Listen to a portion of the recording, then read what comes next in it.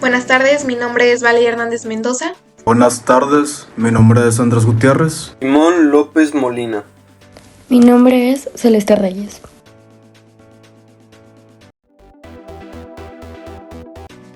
Dos tipos de prioridades físicas, cualitativa y cuantitativa. La primera se refiere a las propiedades como olor, color y textura. La segunda es el punto de fusión, punto de ebullición, densidad, viscosidad y tensión superficial. Hablando de densidad, esta es la masa por unidad de volumen de una sustancia. Va a depender de muchas variables, como la temperatura y la presión. Sin embargo, se puede obtener dividiendo la masa entre el volumen.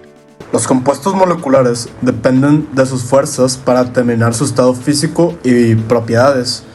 Algunos ejemplos son fuerzas de dispersión, fuerzas dipolo-dipolo y puentes de hidrógeno. Estas difieren según el tipo y la polaridad de las moléculas. Entre más intensas sean las fuerzas intermoleculares, será más difícil separar las moléculas y mayor será el punto de fusión y ebullición.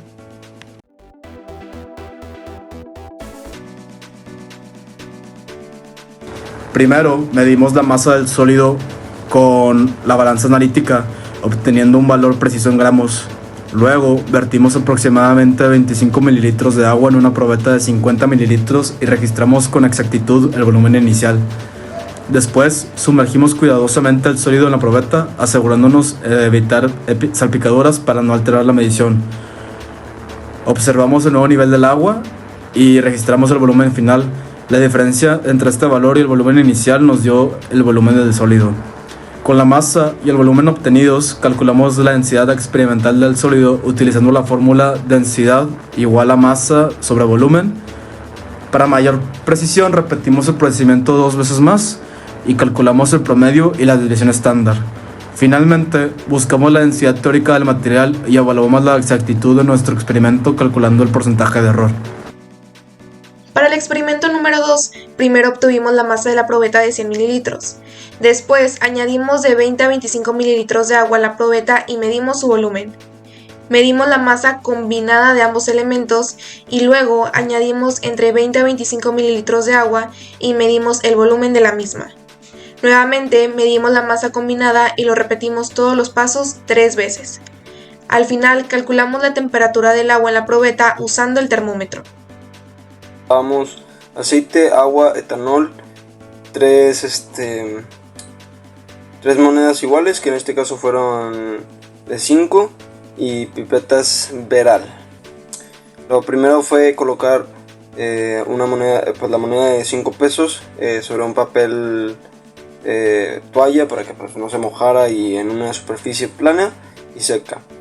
Vamos a agregar con la pipeta, teníamos un vaso de precipitado y con la pipeta pues agarrábamos el agua o el aceite o el etanol, que en este caso fue ¿cómo se dice? Fue alcohol. Y teníamos que acercar la pipeta a la moneda y gotear y contar las gotas hasta que la tensión superficial pues se rompiera, y así durante varias repeticiones. En mi caso, que hice ese experimento, lo tuve que hacer como 4 veces más o menos para que saliera un buen porcentaje. En esta actividad determinamos la densidad de un sólido metálico. Para ello, realizamos 3 repeticiones midiendo la masa y el volumen desplazado. Los datos obtenidos fueron los siguientes. Para las 3 repeticiones, la masa fue de 35.17 gramos. Para la repetición 1, el volumen desplazado fue de 3.5 mililitros. Para la segunda fue de 4 mililitros y para la tercera de 3.8 mililitros. La densidad calculada de la repetición 1 fue de 10.05 gramos por mililitro. De la repetición 2 fue de 8.79 gramos por mililitro y de la última fue de 9.25 gramos por mililitro. A partir de estos valores obtuvimos un promedio de densidad de 9.363 gramos por mililitro, con una desviación estándar de 0.5265. Al comparar con la densidad teórica de 8.93 gramos por mililitro, calculamos un error del 2.84%. Esto nos indica que los valores experimentales son bastante cercanos a la densidad teórica, lo que valida la precisión de nuestras mediciones. Ahora para la segunda actividad, medimos la masa de la probeta de 100 mililitros vacía y con agua, obteniendo los siguientes resultados. En la repetición 1 obtuvimos que la masa del agua era de 18.94 gramos, con una densidad de 0.94 gramos por mililitro. En la segunda repetición la masa del agua es de 39.3 gramos, con una densidad de 1.96 gramos por mililitro. Y en la última repetición obtuvimos que la masa del agua era 39.2 gramos, con una densidad de 2.96 gramos por mililitro.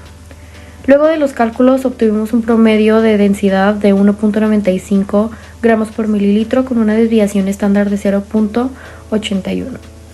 El porcentaje de error fue de 3.16%, lo que nos muestra que los datos tienen cierta variabilidad, probablemente debido a pequeñas diferencias en la medición de la masa del agua. Finalmente, realizamos una actividad sobre la tensión superficial de 3 líquidos: agua, etanol y aceite. Contamos el número de gotas necesarias para formar una gota completa en 3 repeticiones por cada líquido. Los resultados fueron: para el agua fueron 38, 29 y 45 gotas, con un promedio de 38 gotas. Para el etanol fue de 29, 30 y 22 gotas, con un promedio de 28.6. Y para el aceite fue de 43, 42 y 46 gotas, con un promedio de 43.6 gotas. Esto se debe a la naturaleza de las fuerzas intermoleculares. Mientras que el agua y el aceite tienen fuerzas de Van der Waals y adhesión, el etanol tiene menor cohesión debido a su menor capacidad para formar enlaces de hidrógeno. Primera actividad: cuando introduces cobre en una pipeta con agua, la densidad del agua en sí no cambia, ya que el cobre no se disuelve en el agua. Al colocar el cobre en la pipeta, el volumen total aumenta, pero la densidad del agua pura sigue siendo la misma. Si la pipeta se usa para medir líquidos, el cobre puede afectar la precisión de la medición, porque ocupa algún espacio dentro de la pipeta. La densidad total de la mezcla sí aumenta, porque el cobre tiene una densidad mucho mayor que la del agua. Para la actividad 2, el equipo llevó a cabo la determinación de la densidad de un líquido en el laboratorio. Para ello medimos la masa y el volumen de agua destilada utilizando una balanza analítica y una probeta. Primero pesamos una probeta de 100 mililitros asegurándonos de que estuviera completamente seca. Luego añadimos entre 20 y 25 mililitros de agua destilada y medimos con precisión su volumen. Después pesamos nuevamente la probeta con el agua en la balanza analítica para obtener la masa combinada. Repetimos el proceso añadiendo otros 20 a 25 mililitros de agua destilada, midiendo con exactitud el volumen y la masa combinada. Hicimos una tercera repetición del procedimiento para obtener 3 conjuntos de medidas y finalmente medimos la temperatura del agua con un termómetro, ya que la densidad varía con la temperatura. Para hacer el análisis, restamos la masa de la probeta vacía de cada medición de masa combinada para obtener la masa del agua en cada caso. Con los 3 conjuntos de masa y volumen, calculamos 3 valores de densidad y luego hallamos el promedio. Por último, buscamos la densidad teórica del agua a la temperatura media y calculamos el porcentaje de error, para evitar la predicción de nuestro experimento. Gracias a este experimento, nuestro equipo determinó la densidad del agua destilada con precisión y comparó los resultados con los valores teóricos. Esta práctica nos permitió comprender la importancia de la medición exacta en los cálculos de densidad. En el último experimento, la relación entre la tensión superficial y el uso de monedas con agua, etanol y aceite se puede entender observando cómo se comporta cada líquido. Al colocar gotas de agua sobre la moneda se forma un menisco elevado, ya que las moléculas de agua se atraen entre sí. El etanol tiene una tensión superficial mucho menor que el agua, ya que sus moléculas tienen enlaces de hidrógeno más débiles. Por otro lado, el aceite tiene una tensión superficial menor que el agua, pero mayor que la del etanol, ya que sus moléculas no tienen enlaces de hidrógeno tan fuertes. Esto nos da a entender que cuanto mayor sea la tensión superficial, más gotas se pueden acumular en la moneda sin derramarse.